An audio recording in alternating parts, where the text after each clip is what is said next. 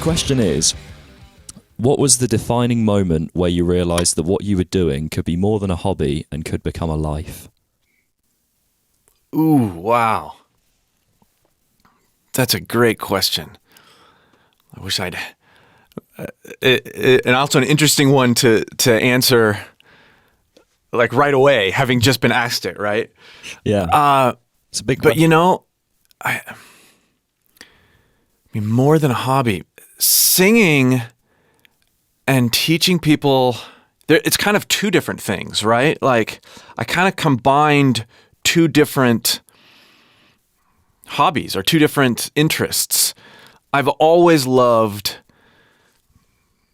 taking people by the hand or watching what they do and reacting to it and becoming a part of what they do and help them get better.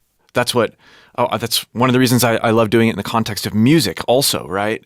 I love taking someone's idea, taking someone's production, taking someone's song, taking someone's voice, and whatever I can offer, giving that to them. So there's that side of it. And I've been doing that ever since, I was in my single digits. I have a friend who needed help on something. We were building a Lego set or doing something. And I wanted to be that person that would help come alongside and make better. That's something that I've wanted to do my whole life and just get immense joy out of. And then when it comes to singing, I think I'd have to, I started teaching for money as a guitar player. And I started doing that, gosh, I would have been 15, I think, when I started doing that, and really loved vocals. But for the longest time, I couldn't do what I wanted to do with my voice. I could make what I wanted to make with the guitar. I could listen to something and I could, poorly emulate it, and then it became good enough, right? Like I could learn a Led Zeppelin solo and not play it like Jimmy Page, but get joy out of what I was able to stumble upon. But I couldn't do that with my voice for the longest time. And so I'd say the defining moment where I realized that I could help other vocalists was when I stumbled on some things myself, particularly about Chris Cornell.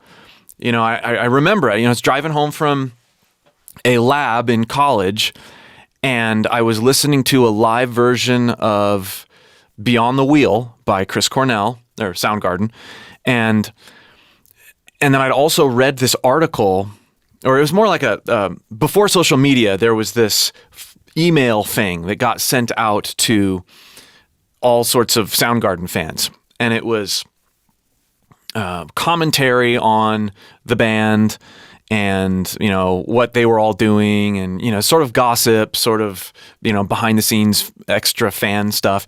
And there was an article that was sent to me via email that said that this commentator said that, Chris Cornell's great in the studio, but live he sounds like a dying cat.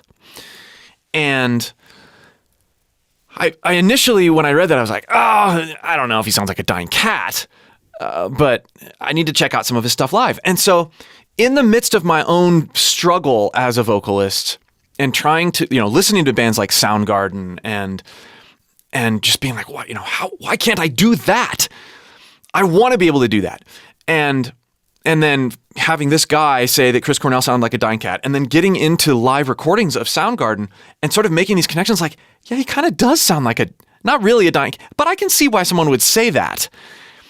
And then I started making the sounds I heard him do live, and you start, doing some of these things that, you would never hear Cornell do that on an album, but I can make these sounds, like I can make cartoon sounds, and it was at that moment where I sort of realized that making weird sounds and not caring and being able to stumble upon things because you don't care is exactly what all of these rock stars, all of these great vocalists do and did. That's how they found their voice.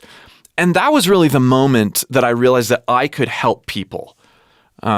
Because I was learning at the same time. And I wanted, just because of that very same drive, when I was building Lego sets as a kid, like, well, I figured this out, or I am figuring it out. I want to help other people figure it out. And so what I've done on my channel and what I do with my courses, it's kind of this running commentary. Like, I'm never done, but I get so excited when I figure something out or learn something or think I might be learning something that, so that was the point. When I started to figure out how to let down my guard and not care and go for it.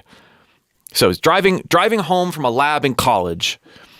And I think the money thing was I'm not going to say it was an accident, because I have intentionally built a business around it, but I don't think that you can take a passion and say, I'm going to make money with it and have it be successful. I think you have to take a passion and say, I'm really going to do this.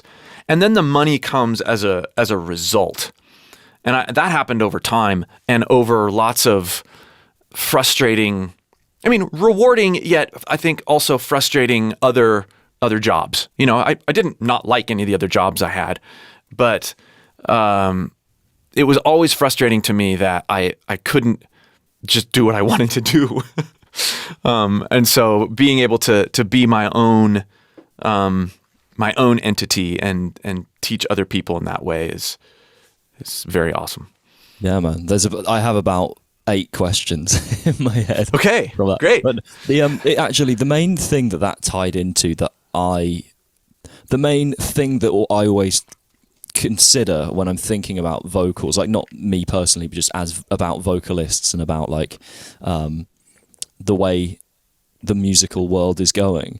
I think people nowadays, and again myself included, are so self-conscious and so self-aware because of all these factors of the internet's probably exponentially thrown that off course in terms of how self-critical people are. And right. I do wonder if in years to come, even if sort of maybe even now, we're going to start to see less killer vocalists because of the fact that so many people are scared to, like you say, make silly noises or to like put themselves out there. I've talked with a few guitarists and a few vocalists and varying musicians of varying backgrounds, and pretty much anyone I've talked to has talked about how exposing it is being a singer.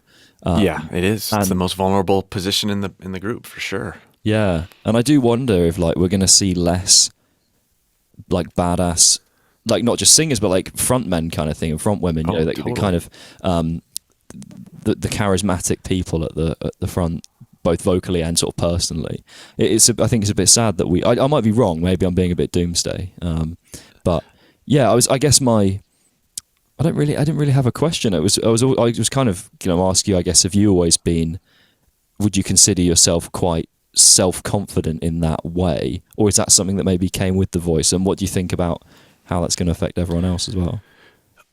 Well, I think you're already seeing the trend you described. I think that there's never going to be another Freddie Mercury, and I mean that's an obvious statement to make, but there's what he embodied, this theatrical, and I mean, guy, I just saw My Chemical Romance in concert, and that guy is, Gerard Way is an incredible frontman, incredible rock star, incredible vocalist, and also part of, to borrow an overly used catchphrase, part of a dying breed, because all of music creation is coming out of this place of sanitization and polished perfection, even if they're trying to hide it, rather than this unbridled, genuine, vulnerable expression, right? I mean, even stuff like Billie Eilish, which is, she's got some really great emotional moments. and she's a great singer. But you don't have that. You look at someone like Billie Eilish, and then you look at, I realize this isn't a fair comparison in a lot of ways, but you look at the rock stars that we've all loved, or even someone like Avril Lavigne. There's this sense, or even like Miley Cyrus, like she's kind of gone the other way, right? Like let me be raw and rocky and not have it be something that's completely curated. I guess what I'm saying is that it's not as cool from a creator standpoint, from a musician standpoint, to be completely vulnerable. At least that's the perspective that most artists have, as it was back in the days of, even like Bob Dylan or stuff like that. When you couldn't make a recording perfect, then the really good moments on the recordings weren't about like, ooh, that pitch was on or the drum beat was perfect, those sorts of things. The really good moments were the ones, and still are, the ones that speak to you on a real emotional level. And I think that people aren't thinking that way, because one of the reasons is, and I just did a video on this, I just released it on the channel. One of the reasons is that people are looking to technology to give them something that it cannot. We can't use plugins or digital recording to manufacture a genuine artistic moment and capture it. We just can't. We can polish the moment that we put down and make it, air quotes, better in some regards, but technology, the ease of production, the ease of getting things out, anybody can post something on Spotify, anybody can post something on YouTube, and anybody can use the technology available to do that. And so I think people spend way less time practicing their craft, learning how to channel what they really feel into an artistic expression. That's the main thing. If we are pursuing, being good and being an artist, but we're doing so that people will like us, so that we'll be accepted, we're going to make different decisions, right? We're going to pitch correct the vocals before we actually have a good take. We're going to quantize our drums. We're going to punch our guitar lines 7 million times until we get everything perfect, and then leave that alone. We're going to do all that stuff because we want affirmation. If we're concerned about being ourselves and expressing ourselves in an artistic, honest, genuine way, we're going to leave a lot of that stuff alone in terms of picking through things, and we're going to practice our craft so that we can express what we want to express in the way we want to express it. So I think the problem is twofold.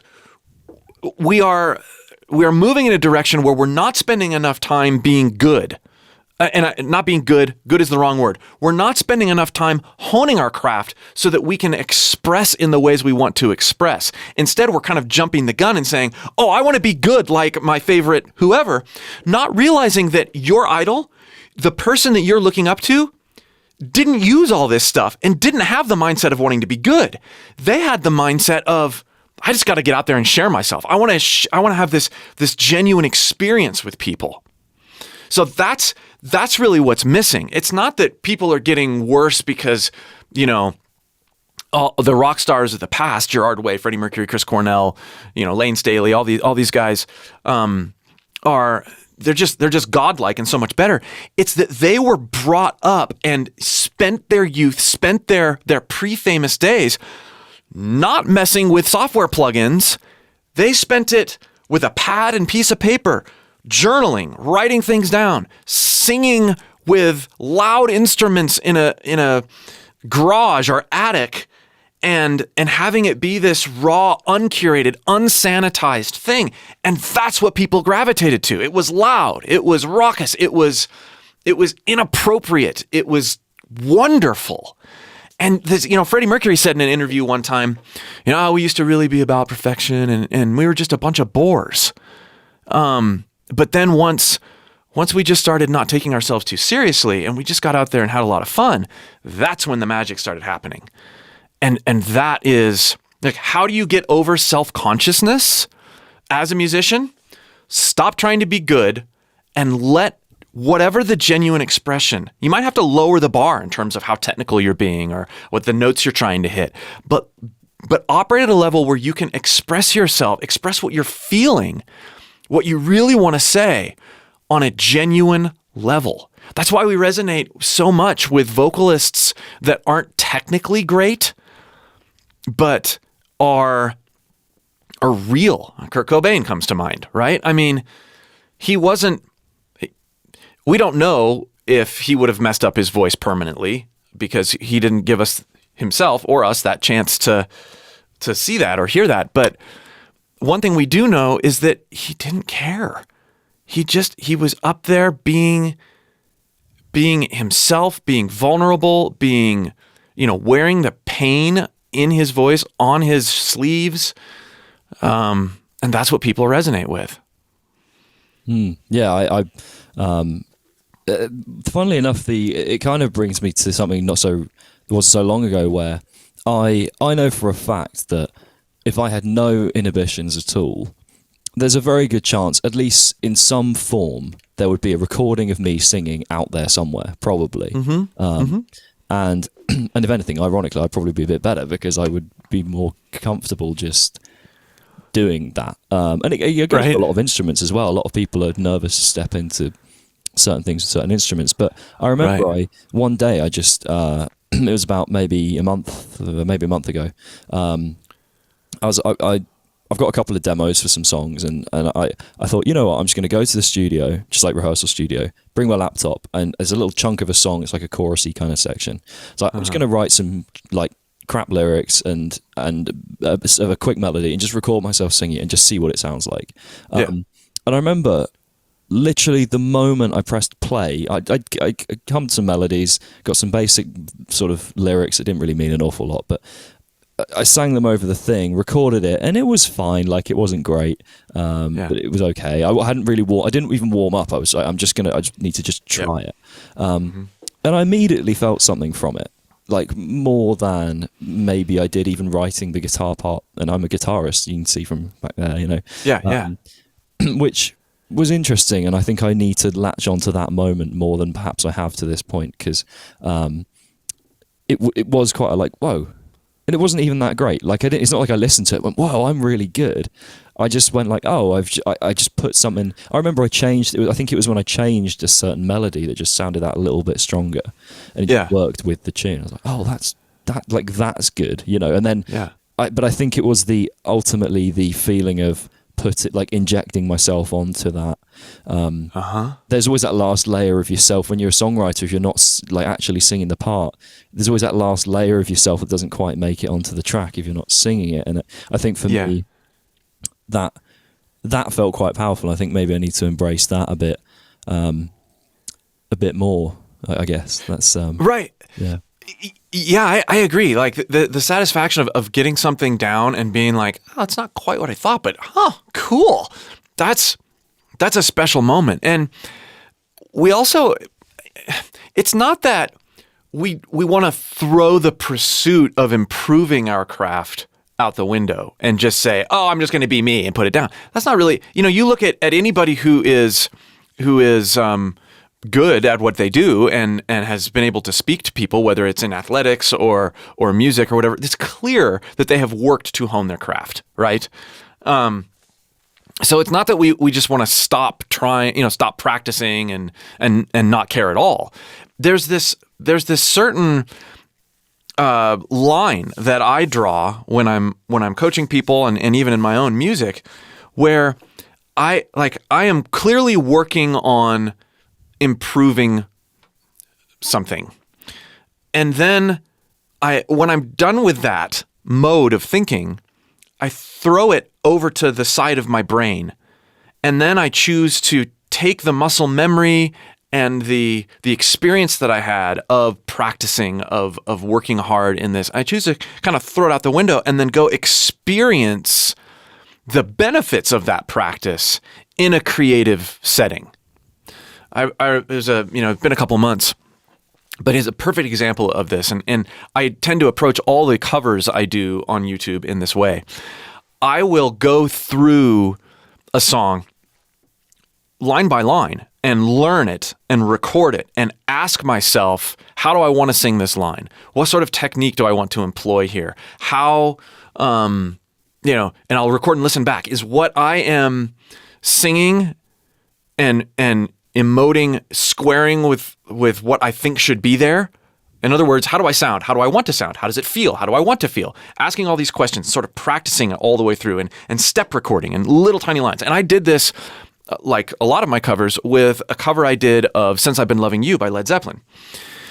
And I got done with it, and I'd probably punched, hundreds of times and done, tons and tons and tons of takes. Listen back. And of course, it doesn't sound really cohesive because there's so many punches. But what I've done is I've practiced going through the entire thing and asking myself the hard questions and paying attention to the techniques I'm using and really being introspective on how things feel, how I want things to sound, etc.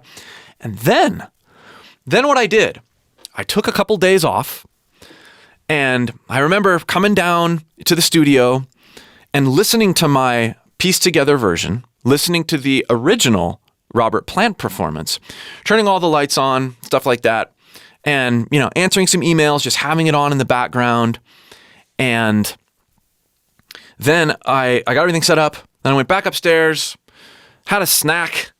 I think I had some yogurt and some nut mix, which you're probably not supposed to have right before you sing, but I don't care.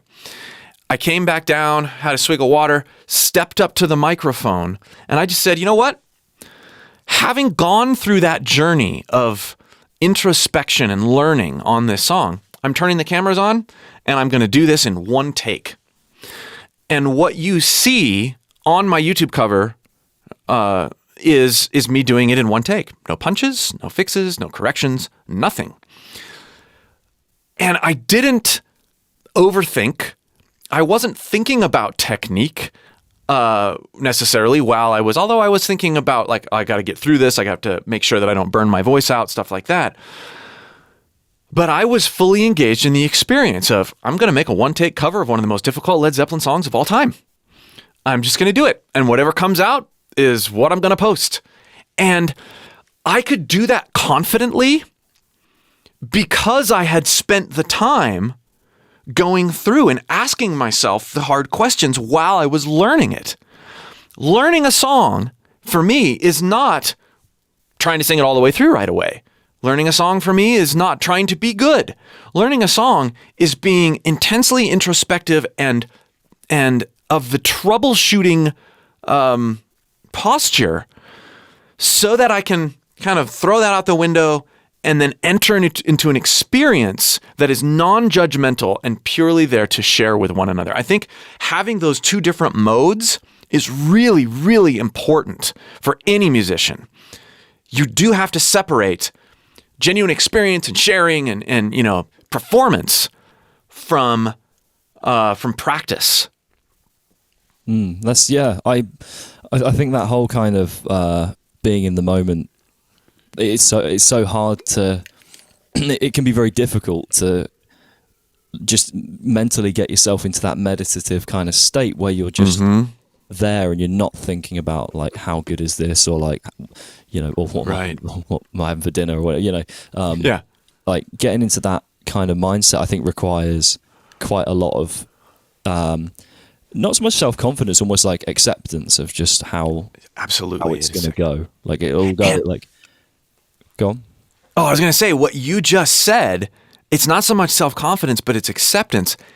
That leads to self-confidence, right? Self-confidence you can't pursue confidence.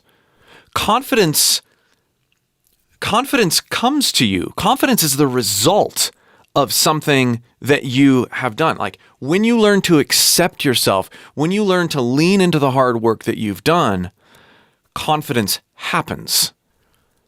It's not like I say, oh, I hope I can be confident. Like even that phrase, you're not. You're not confident. Whereas if you're like, yeah, I'm proud of what I'm doing. I've worked really hard. Let's go. Like there's a confidence there because I have practiced self-acceptance through non-judgmentally experiencing my own art, my own craft, my own voice, whatever it is. I was speaking to Jason Evans from the band Ingested, very like heavy, kind of death metal, scary stuff. And what I really admire, I mean, I've never laughed as much on a podcast as I have chatting to him, which is great. But one of the things that struck me that before talking to him when I was doing my research on that was he said how he because I saw him post on Instagram about saying he'd gone to get vocal tuition from I feel bad not being able to plug the name now. Anyway, he got vocal tuition from a fairly well-known sort of like heavy, like as in harsh vocal specialist. I don't remember the name, unfortunately. I do feel bad for that. But and he was saying that the guy who was teaching him, but basically through these lessons, he discovered a lot of this was in his head. That he had the ability and has the ability to make these, demonic sounds that he puts out there, but he said a lot of it. So for example, one of the things that the guy said was like, just you need to be able to just go into your like death metal vocals, even if you're just like in the shop and you just totally. And he had quite a funny few things he was saying about, but I thought that was interesting, and I really admired his, openness to just be like, look, I want to be better, so I'm going to go and, I'm going to go and get the lessons. Of course, I suppose technically you want to be in a place where you feel confident enough in your own vocals, but a lot of people, or just in your instrument, but a lot of people aren't there yet. And so I think the ability just to go, well, I'm not there yet, so I'm just going to go and I'm going to get there by doing, get help. I thought that was kind of an acceptance in a way that I thought was quite interesting. But I was keen to ask you about Chris Cornell actually, because I've always been pretty astounded by his vocals. The one that always gets me is that big long sort of scream, I guess, in Cochise in the after the. I mean that because a lot of people talk about Chester Bennington's one in Given Up. The one where it's like I don't know how long it is. It's like 17 seconds. Yeah, 17. So so everyone talks about that, but for me, like as much as that is, it's just phenomenal. Obviously, the way he pitches it as well is amazing. But I always get got by the Chris Cornell one. I guess my question is, what is it about Chris Cornell that sets him aside from everyone else, and that particularly that you latched onto? Well, I love talking about Chris Cornell. So you opened up a huge huge landscape.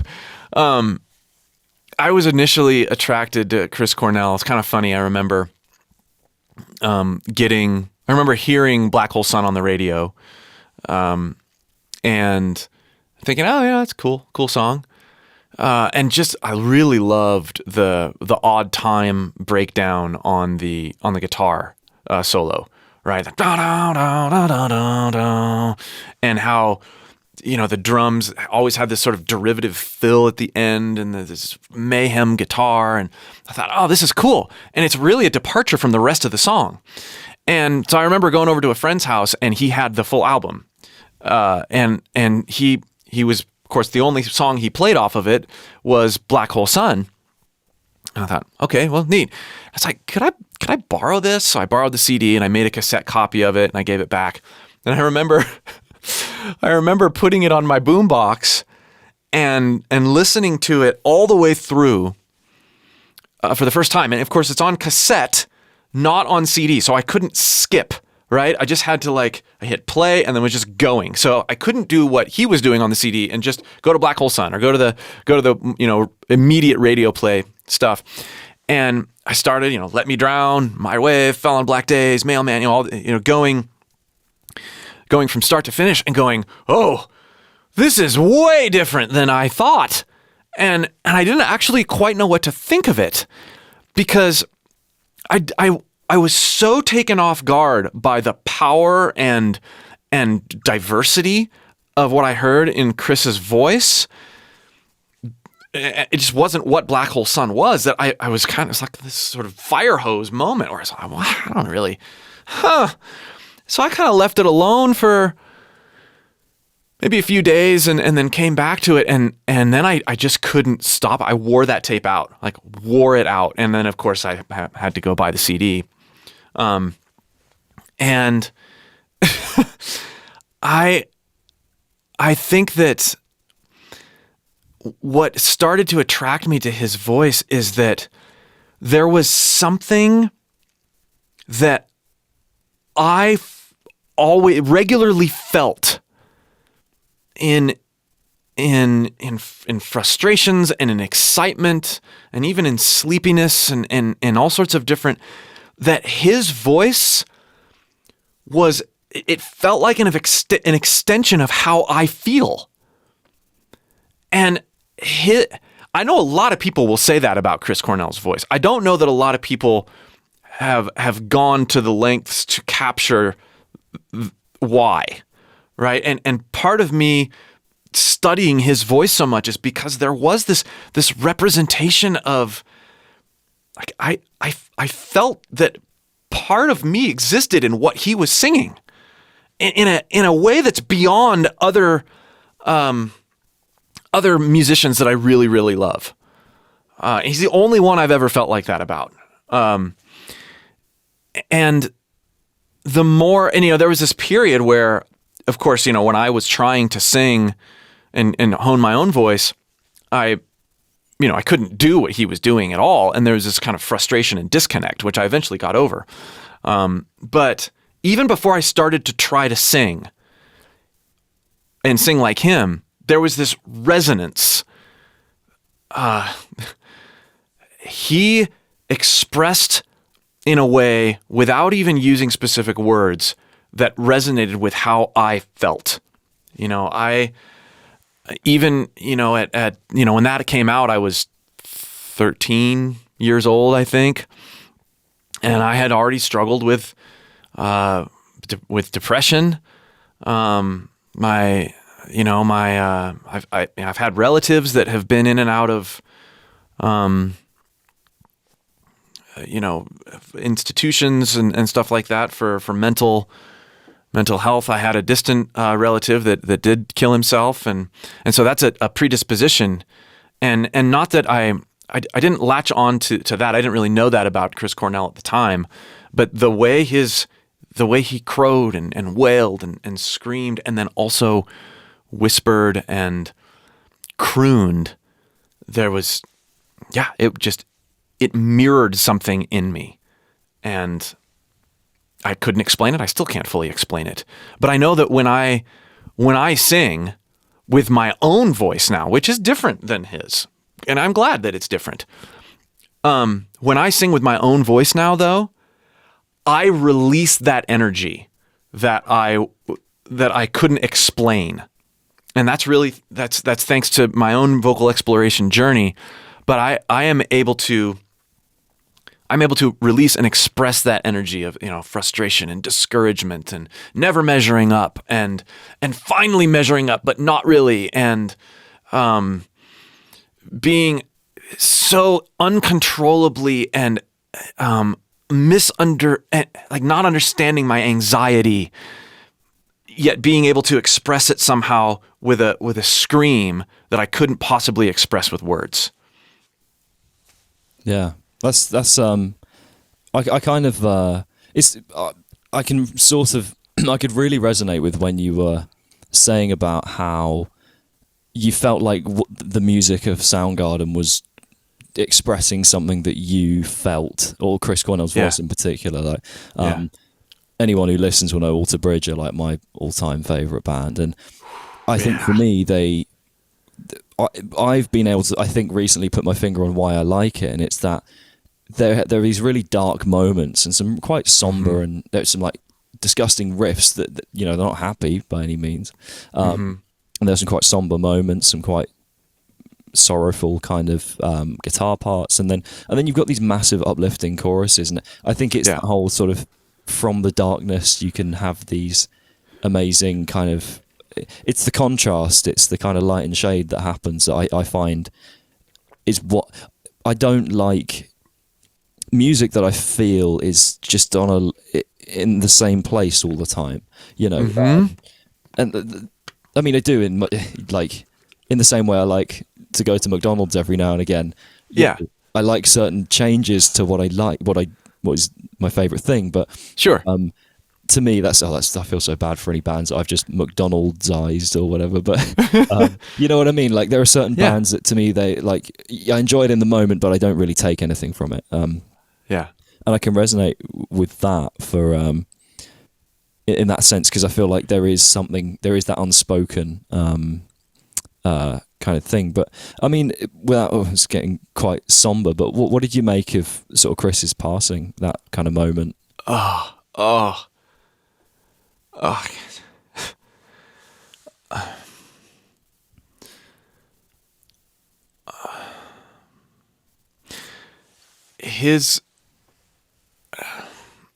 I remember I was sitting on the toilet, and I got a notification from what was at that time my boss, who texted me an image of Chris Cornell,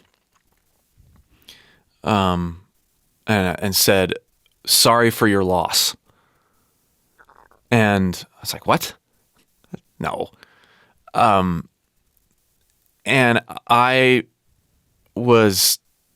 couldn't even, like, this doesn't square, right? You know, he's got young kids who are, you know, his kids now are, or at the time were the age of my kids that are now. And, you know, there was nothing, he was not in a place in life, at least that we saw. You know, he had a loving wife and kids, and was kind of doing whatever he wanted artistically, and still vital as a songwriter, and his voice still sounded great and was sounding better every year, even though he's getting older. And man, I was not only surprised, like I broke down, and I was surprised myself that I broke down. I cried like a family member had died. And it's still a bit, it's silly, because I never knew him. I never talked to him. I never, he didn't know, you know, we had no real relationship. And, you know, talking with other friends, you know, I got so many texts too, about it from people that, you know, they knew that I knew, but they were saying, "I'm sorry for your loss," just like my friend and boss was. Like, they knew it meant a ton to me. And it meant a lot to me because of who he has been to me as a role model and artistic role model. But it hit me especially hard because, man, if he in his position is susceptible to that momentary lapse, and I really do believe, you know, I agree with his wife that he was not in the right state of mind when he took his life, and I can say that I've obviously have not been that close and been in that space, but I have been in spaces where my mind is off from what it normally is, and things are way worse than they seem to be. And where's that line, right? Of where you lose enough common sense to forget about all the good things that are going on in your life, and choose to end it. And at that point, is it even really a choice? Because your brain is so off. You know, because you've taken something, or because you've gotten yourself in such a tailspin, That's not always just this light switch. Today I'm on. It's like the thought patterns and addictions that you foster can come back to bite you later. But yeah, it was a reality check for me. So many celebrities, so many rock musicians their lives have ended prematurely, and I haven't lived a life like that, but I really relate to the struggles that a lot of them have expressed. A lot of the interviews of Chester Bennington, talking about how he really struggled with that, and you look at him and you go, but look what you have, look what you've done, look what you're a part of. How could you think that way? How could you feel that way? And realizing that it's not that they want to feel that way. It's that they don't want to feel that way, and that feeds into the problem, right? And so you turn that back on yourself, and I've turned that back on myself many times. Like when I start feeling extremely anxious, I struggle majorly with anxiety. When I start to feel really, really anxious, I ask myself that question that I asked Chester and Chris Cornell and say, look, look what you have. Look who loves you. Look who's around you. Look what you've done. Look what you're doing. Look who you're helping. And that does help me, but it doesn't get rid of the struggle. It doesn't. And I think that's why, Chester and Chris's death, both, they continue to, I probably think about it every day. Because as I go up and down, I guess you could say I'm still trying to learn from them. And in this case, it's like, you're never too with it to let your guard down if you struggle with depression and anxiety or substance addiction. You're never too, and hopefully you're never too down in the dumps and desperate to be able to do that check of like being thankful and taking stock in what you've been given and who loves you and who you love and what you're able to do. And, maybe, and I've certainly been at points too in my life where some of those questions are, it's hard to be thankful for where you're at, right? And so that feeds into those dark places even more. But there's always something. And it's interesting that you see these millionaires having problems with depression and stuff like that. But you see people, you see kids that have nothing playing with a tin can in a muddy area, in an impoverished area of the world, being happy and clinging to life. So success, perceived success, money, obviously, people say this all the time, but it doesn't equate to happiness. It doesn't equate to contentment.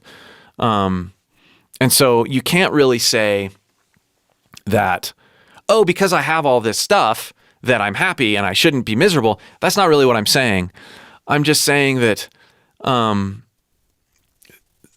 things that tend to trigger anxiety and trigger this lack of self-worth can be demoted by focusing on what brings you joy, whatever it is. Yeah, I can't say how much I've expressed those same sort of sentiments regarding, but why? Why would you do that when you're in that place? I think I've even had that conversation with someone, as in I've said that myself to someone on this podcast. I can't remember when, but it's crazy how close that is to exactly how I feel about the situation. It's probably is an indication there's quite a few people that think that, consciously or not, that have that same sort of perception of things. I think something that helps me if I'm ever in particularly bad place is and something I feel like, again, I guess this is a disclaimer, I'm no psychiatrist, but I think detaching from and not allowing it to become part of your personality is a big thing. Like, I know a few people spring to mind in my head, who things like anxiety and depression have become part of their self-identity. They are a depressed person, or they are an anxious person, or both, rather than they feel anxious or they feel, you know what I mean? Right. I think that distinction's quite, it's like saying, oh, I hope I go for a run tomorrow versus I'm going to go for a run tomorrow. It's that distinction between, like, you know, this is part of me, or this is something I have, which is kind of a different, that detachment in that way. I know it's not easy, but that has helped me personally. Yeah. And to build off of that, I struggle with depression, anxiety, addiction. You know, I struggle with that. Or, you know, I am an addict. I am depressed. I am one of those things, or the I am does two things. It creates you're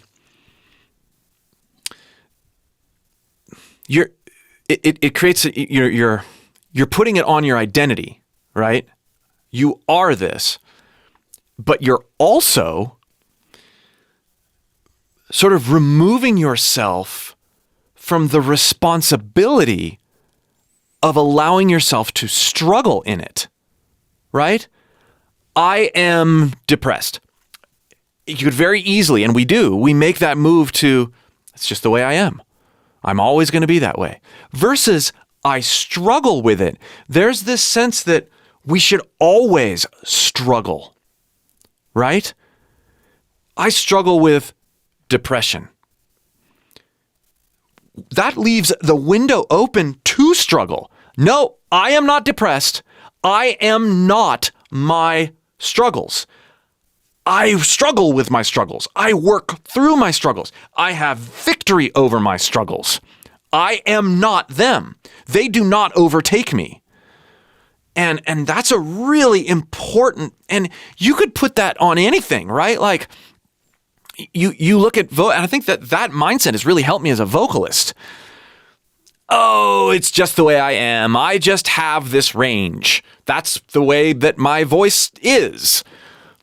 No, nothing is just the way it is.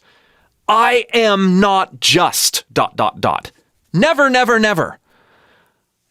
That's a cop-out. It's a lazy way out. You've lost. As soon as you say that's just the way I am, Rick, even if it's depression, or if it's singing, or if it's the way you play guitar, or whatever it is, oh, that's just the way I am. No, there's always room to struggle. There's always room to grow. There's always ways to own your current disposition and move in and around it and have victories, always. And that's been, I would say that right there is the mantra that has helped me improve as a vocalist, helps me teach other vocalists, and is why I am still alive. It's that I am not what I am not satisfied with myself. I am constantly struggling. Now, struggling and striving, I think, are different, because I think both can be looked at in an unhealthy way too. You might struggle with something, but you won't get out of that struggle and have victory over that struggle by striving. It's almost like this idea of you have to replace thoughts that cause you to struggle rather than trying to move through them. And I think that's huge. And we could have a whole 3 podcasts just on that concept. But I think the idea that we both accept where we're at, we don't let it become us, and then we have this posture of openness and non-self-judgment. I'm saying things that I say to my voice students all the time when they start making stupid noises. Non-judgment as you're making stupid sounds, as you're thinking certain thoughts. These are not good or bad sounds. These are not good or bad thoughts. They are just thoughts. And to detach yourself from what you think about them is going to help you experience things in new and profound ways that will, by accident, pull you out of where you want to get out of. But if you try and dwell on what is wrong or what you can't do, you're just going to get stuck there. It has to be this attitude of letting go and non-judgment and experiencing what happens to you as you detach. That is huge, huge, huge, huge, huge. Do you think that process within yourself is possibly what's contributed to sort of a continued passion for singing? Because that expression, that everything you're talking about is kind of, again, and it's not just singing, it is music, it's for a lot of people just frankly have no interest in singing, right. But they like to express themselves on the violin or the drums or whatever, or through any art really, or anything. But is that something that has, do you think without that mindset, singing would have that same place in your life that it does now? No, I would have washed out a long time ago. And it's that balance of wanting to experience new things and discover new things, and then wanting to pass that along, that keeps me going. Like I love helping people discover this kind of stuff. And it's, as I teach, I learn too.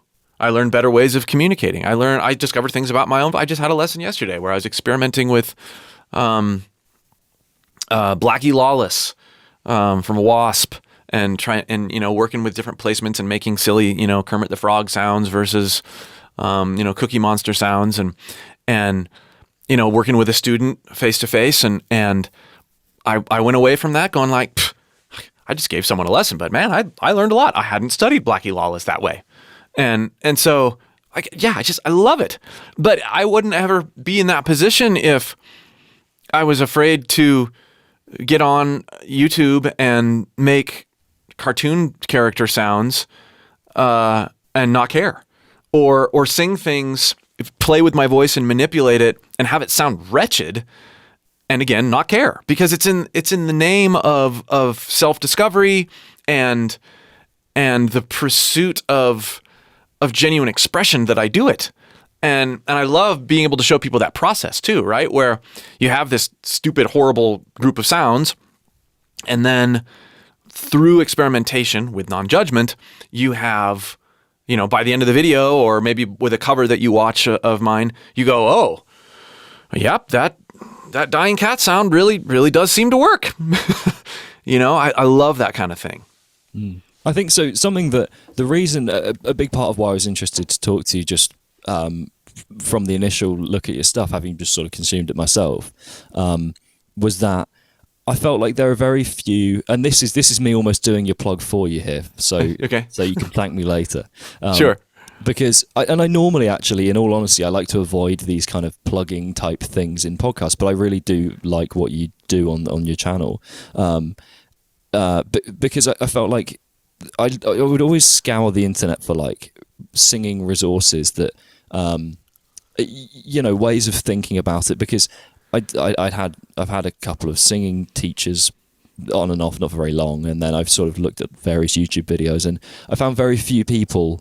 I'm not going to say any names, but I'm sure you would probably think of some where you go on a YouTube video and it's basically just an advert for whatever the person is selling. And of course, you've got your courses and stuff, and it's totally fair that you would want to sell that stuff. But I felt like a lot of the videos of yours I looked at, I came out of it thinking about things differently. I didn't feel like I'd just gone, oh, well, I need to just go and buy his course now, Yeah.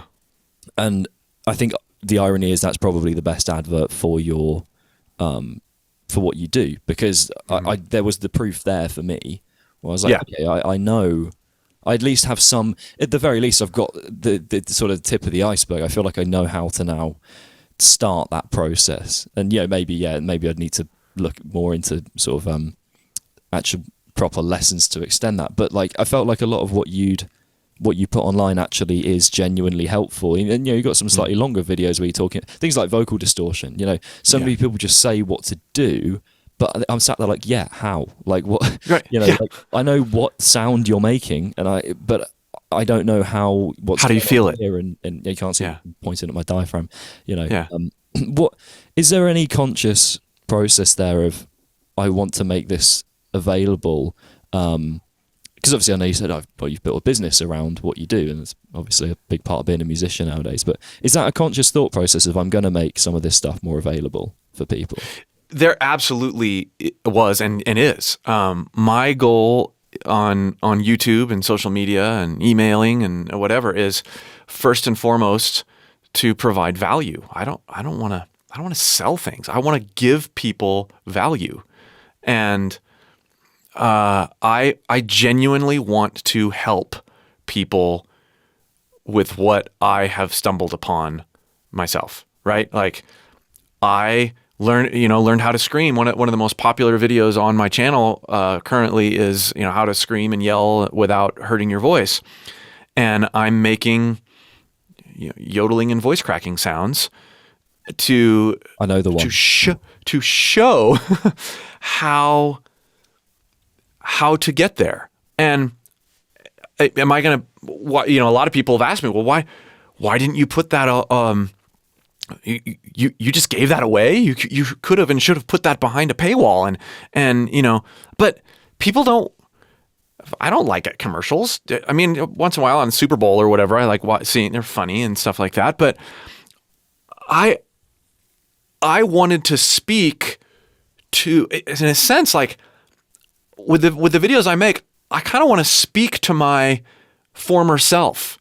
Like, these are things that I wished that I could have typed into my computer at age, 13, 14, 15 and been like, oh, so that's how you do it. Oh, thank you, guy I don't know, for telling me. Like, I wanted that when I was that age, right? But it wasn't available. And so from the very beginning of me doing, the online vocal coaching stuff, it was really about, I'm going to give this away. Because I'm excited to share it, and I just want to see what happens. And I think that's why I said earlier, the money comes afterward. If you're in a posture of giving things away, and you sort of trust the natural energy that is created by giving, it comes back. Not how you thought it would. And it always looks different, but I just had to trust that process of, I go much deeper, and I'm much more, meticulous and long form in my courses. And that's what you get by signing up with me. You get more of me, and less, it's less, clickbaity or curated or designed to get views, and more like, okay, now let's really get into the weeds because you want to go deeper. And that's the way I've structured it, because I don't want to hide the knowledge. I want to give the knowledge away and then invite people, if they want, if you want to go deeper, I'm here. That's really the that is absolutely the way that I have intentionally structured things. And a big part of it is just is trust. I choose to trust that, not by trying to reach out and grab money or grab opportunities or grab attention. I want to give away what I'm passionate about, and then trust that I'll be taken care of. That right there is how I can summarize, if I had a business, I don't even know what you'd call it, like a operating something. It's my mantra. It's how I try to do business. It's not even business. It's how I try to communicate. It's how I try to live. And I'm certainly better at it in some areas and worse at it in other areas. But yeah, that's the way I've tried to think about it. Yeah, I think it's. I mean, I know, like I said, over the years of just various times I've searched YouTube and all that, and various resources for vocal stuff. It always feels like a short video where, and there's been somewhere I just listen, I'm just like, I don't like the guy's voice, so like, what am I meant to do now? You know, Right. But there've been somewhere I know for a fact if I sat there with them for an hour, you know, like me and that person, I know I would get loads out of it, but the nature of how it's organized, yeah, you can't blame people for running a business, but like, I just remember watching some of these videos just thinking like, you're just kind of doing it on camera, you're not really telling me anything here. Yeah. I can tell you're really good at it, you know, and that was the kind of the most frustrating element. And then of course it will come with the description with all the courses, and you're like, oh, I know you need to make the money. I get it. That's not the issue for me. It's just but what I mean, so on the, you know, without kind of stealing all the content of your entire website, what do you think would maybe be a few things that singers? What are some of the most common things that you run into with the kind of stuff that you're teaching that you think people could avoid? Let's go with, because I feel like there's a lot of beginner stuff out there. That next level where you know a little bit, you know where to breathe from roughly, you know a certain amount about your different voices and things. Yeah. What at a sort of beginner to intermediate level, that kind of next step up, what are some of the mistakes that you see? Yeah, well, the biggest misconception by far that I deal with people coming into my courses, even though I say this on YouTube all the time, but I really have to drill it home with my students and in my courses in a much more in-depth and exhaustive way, is that singers who maybe have done a little bit and feel okay, but really want to improve. The biggest misconception is that they think singing is about pitch and singing. Singing is not about pitch and singing. And singing and good pitch are results. It's kind of like confidence. Right? You can't go out and claim confidence. Confidence is the result. Good pitch and good emotionally engaged, genuine singing, you can't reach for it. You can't strive for it. You can't you can't do these 10 exercises, check those boxes, and I've built my voice. It doesn't work that way.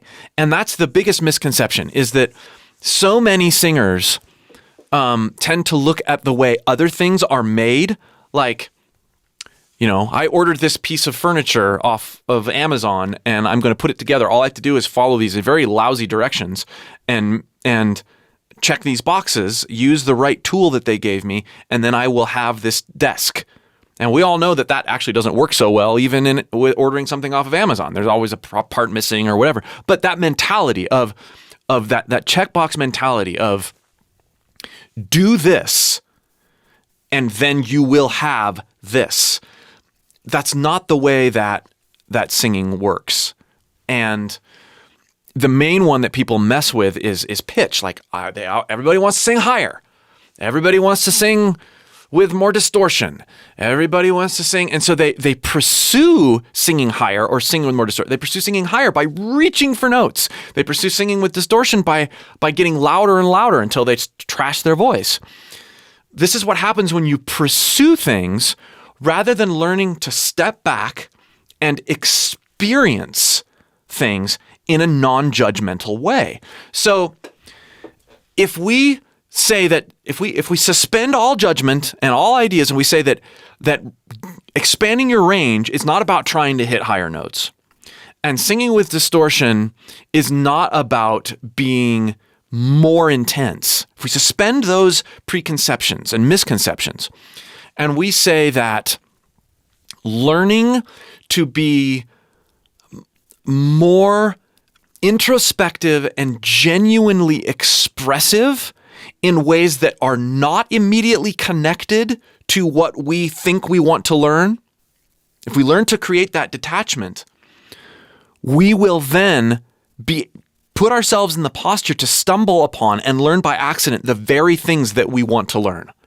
You will expand your range, not if you do exercises that are designed to, work up to certain notes. That doesn't work. You will expand your range if you learn to resonate, if you learn to place your resonance around different areas of your vocal tract, different areas of your body in free, experimental, and strategic, intentional ways.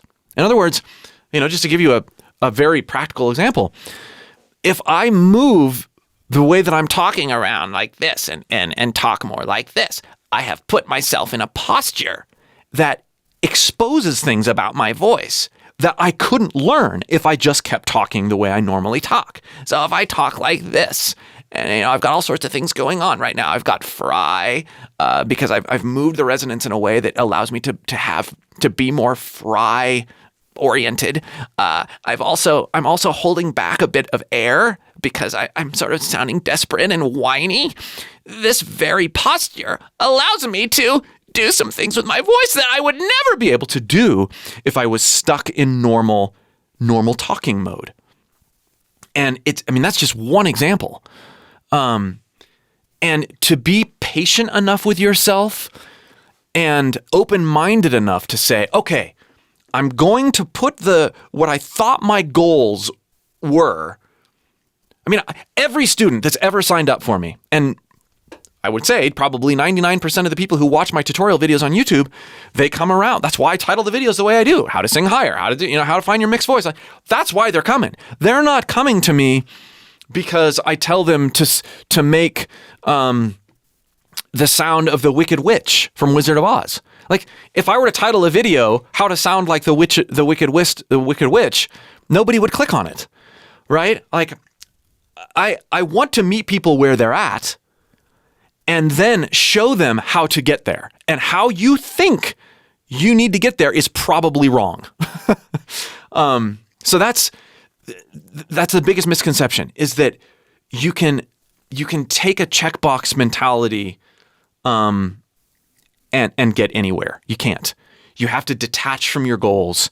You have to be willing to experience. You have to be willing to try things in ways that are completely detached or seemingly completely detached from what you think you want to sound like. And I tell people when they enter the courses, the very first thing I say, just remember to experience everything and judge nothing.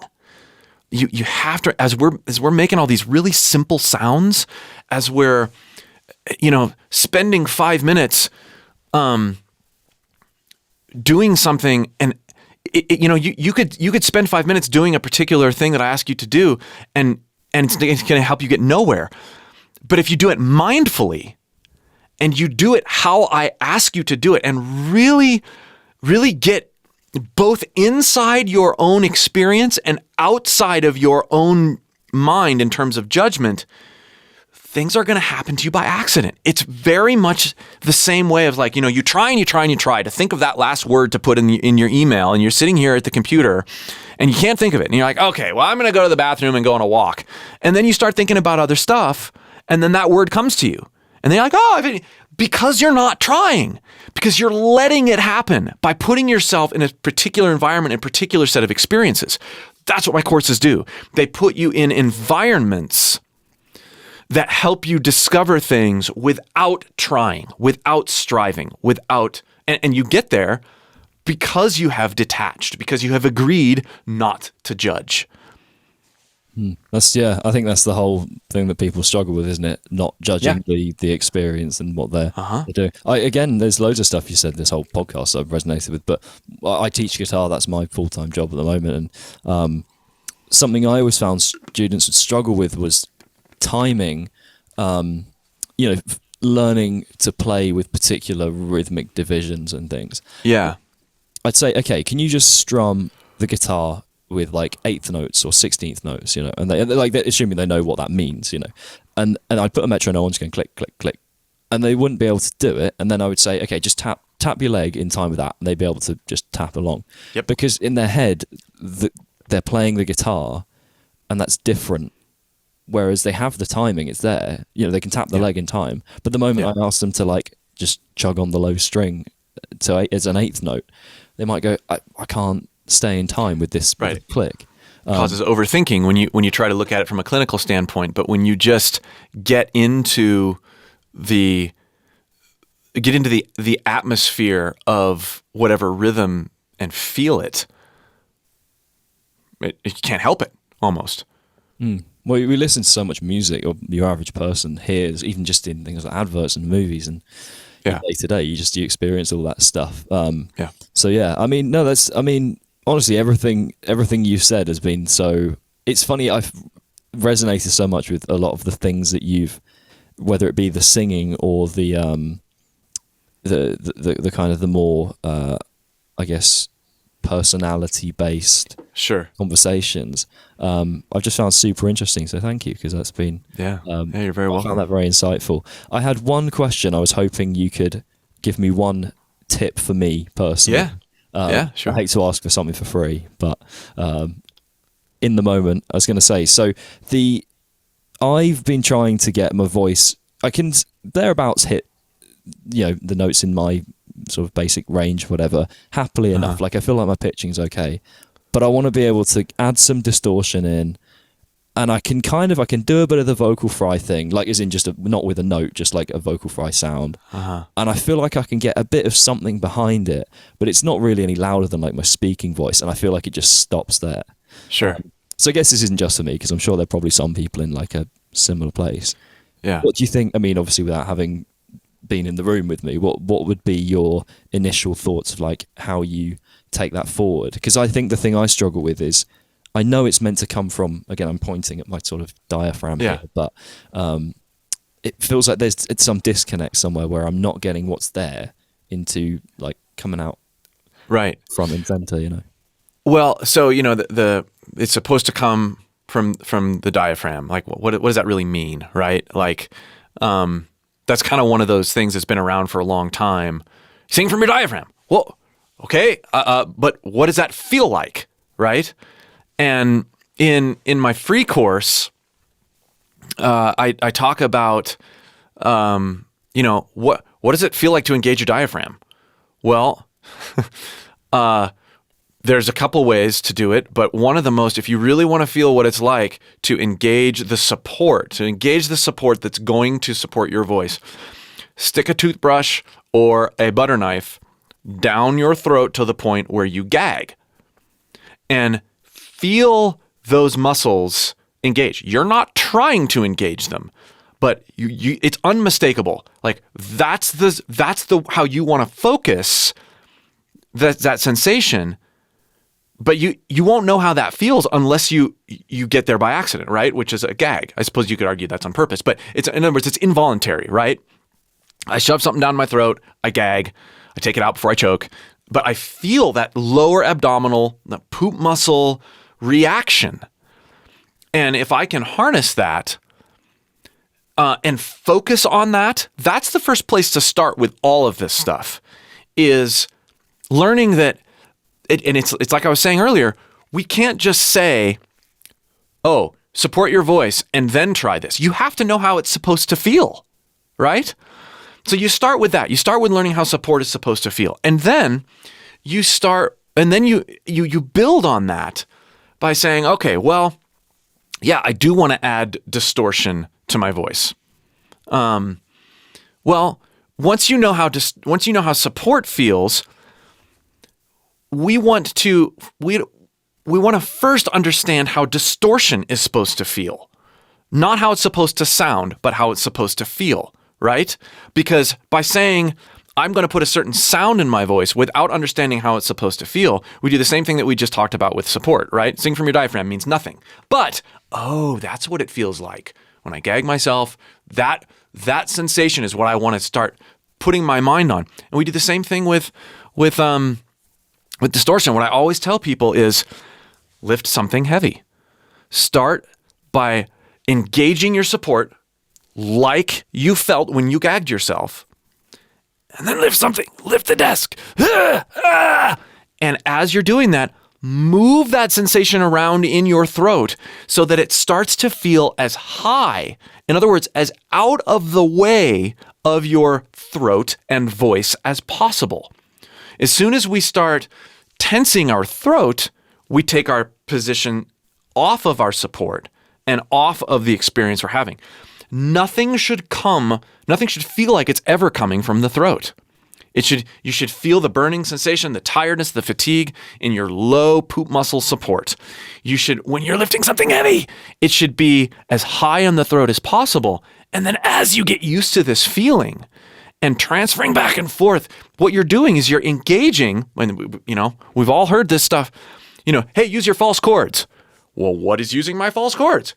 Using false chords is lifting something heavy and doing it in a way that feels like it doesn't compete with the lower area of your throat or where your actual primary chords are being engaged.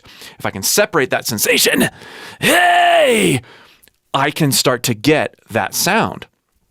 But it's directing sensations first. And for a long time, letting yourself accidentally make sounds as you direct those sensations. And then after a while, things are going to pop out of your face, especially as you record. I record everything. Especially as you record, you're going to go, oh, that sounded cool. Then you listen back to it, and it felt this way. And you listen back to it again, and then you imitate what you just did. And you go, oh, like that's how I figured out how to take Dying Cat into singing Spoon Man or The Day I Tried to Live. That's or Cochise. That's how I took, yodeling or letting my voice crack into singing stuff like the Cochise Scream or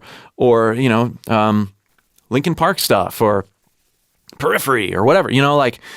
That's how. It happens by starting there, directing your mind to these very fundamental things. Another way that people discover their false chords, if you jump underwater and you hold your breath, your false chords are keeping you alive. That area of your throat is keeping you from drowning. And it's a very vulnerable survival mechanism, right? And so it's kind of poetic that learning to scream and learning to sing with distortion is you're invoking a survival mechanism in your throat, right? It's kind of cool. There's definitely poetry there. There's some, yeah, for sure. I think that's my main, the thing you were just talking about was my main difficulty with a lot of the stuff I've encountered where they go, yes, do this. I'm like, yeah, but I don't know what that means. Like, I know what it means, but I don't know what that feels like, and I don't know how to create that feeling, even if I do know what it feels like. Yeah, so thank you, because that made things... It's funny that as you were talking through that, I was mentally sort of like... moving things, and like, lift my mic. Yeah, right. Yeah, I've mentally lifted about 25 tables in the time. Like, yeah, awesome. Well, thank you. Well, I mean, so I think we've encapsulated quite a great deal of stuff, actually. And it feels weird because I've set I mean, I don't know what time it is where, I can't remember what time it is where you are, but... it's 11:30 a.m. where I'm at right it feels like a heavy conversation for the morning because it's 6:30 p.m. for me, so... Oh, okay. So it's more like evening, for me, that's, so I hope I've not... I suppose it's a nice philosophical start to the day. It's great. I love this. Thanks for having me on the show. That's all good, man. Well, so what we need is a question for the next guest to start their conversation, and an artist you recommend. Oh, and very quickly, I said to you, can't remember, I don't think we were filming when I said this, but the last guest, his name's Darby Todd. He's the drummer for Devin Townsend. Yeah, okay. I don't know if you've done any Devin. I've done some videos on Devin Townsend. I love Devin Townsend's voice. Yeah. I was going to say if you haven't. I was always going to be a bit surprised if you hadn't actually. So yeah. Oh, that's great. Cool. That was your question. So yeah, if you could think of a question to start my next conversation, that'd be great. Okay, give me just a second here. In light of what we've talked about, right? Like it can be. Well, it doesn't have to be. I mean, it's a good place to kick it off. But whatever. I've had all sorts of assortments of random, and I've had a few questions where I thought I do not want to ask this to this person. Sure. So, yeah. Right, and I don't know who the next person's going to be, which is kind of cool. Yeah. I did, for the record, I sort of half stole this from another podcast, not like a music podcast, but he asked a question at the end of the show from the last guest. I'm like, why don't you start the conversation with that? Because I distinctly remember hearing from his podcast. I was like, I really like the podcast. It's called Diary of a CEO, if anyone wants to listen. But it's a guy who just interviews loads of like top class human beings, basically. And he always starts the conversation asking about their childhood and stuff, and then he proceeds right to the end where they ask the question from the last guest. I'm like, I think you should start it with the question. Yeah. If he starts doing that, I'm just going to have to do something different because he's got like 1 million subscribers. So. Right. Okay. A lot of pressure on this moment. What? No, I think I got it.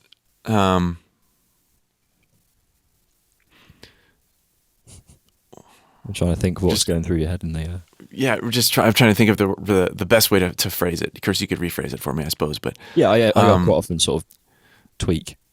What? You could just pause it there. What? Yeah, what?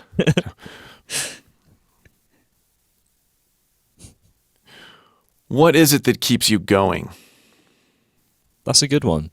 That's very open-ended in a good way, you know. And to be more specific, what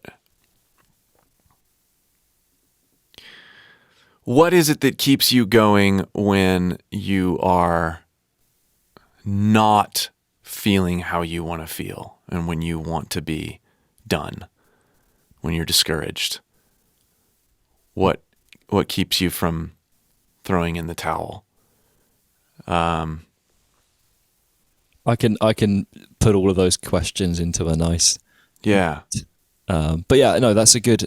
I think particularly the focus on when the times are tough kind of thing is it's always interesting to hear what people's take is. I had someone ask like something similar, which is like kind of what drives you, and then I got the literal response of the car, you know. So I don't know if you just saw a flash, but that was a firework just outside my flat. Oh, I don't know if that came up on camera. Cool. Okay, and then an artist. If you've got an artist you could recommend to the world, that would be great. It can be someone unknown, or it can be someone that people just need to hear, even though they're really famous anyway. Well, I don't have to, but I have been working with Lucas Magyar from the band Veil of Maya. We've done quite a few things together over this last year, and he's an incredible vocalist, an absolutely incredible vocalist, incredible songwriter, and it's really, really neat to be a part of what he's doing. So Lucas Magyar is the vocalist. The band Veil of Maya, they will be releasing new content very soon as a band, and Lucas, if you go look, he it was, I think about 8 months ago, released an independent project called Siphon, which is it's great music. It's heavy and melodic and thoughtful, and So Lucas Magyar, Veil of Maya, that's who I'd recommend. Yeah, I did. I have actually seen one. Saw one of your videos where he was talking through his buzzer. Thing. I found that quite useful actually, because he's awesome. He's a great teacher too. Great teacher. It's like, how do you think about it? Yeah. Awesome. Well, if you've got anything that you want to plug to the world and promote, then now's a good. Although I know we've already kind of done the rounds of that, but if there's anything you want to kind of particularly share, then feel free. Wow, just check out my channel, whether you're a singer, a musician, or an artist, and I'd love to help you discover new things that you can do with your voice that you really never thought were there, but they are. I mean, we all have the same basic vocal anatomy, and getting your mind out of your mind's way, getting your mind out of your body's way, and helping you use your mind to coax things out of your body that you ultimately want is what I love to do. And I'd love to help you do that too.